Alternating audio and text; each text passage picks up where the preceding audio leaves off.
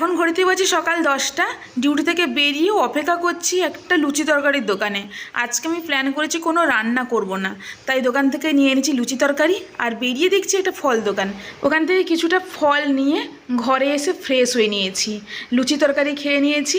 এখন প্ল্যান হচ্ছে ঘুমাবো, আর ঘুম থেকে উঠবো সন্ধ্যে 6টার সময়।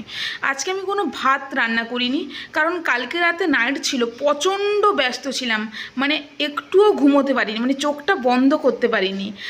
তাই আর রান্না করতে ইচ্ছে করেনি।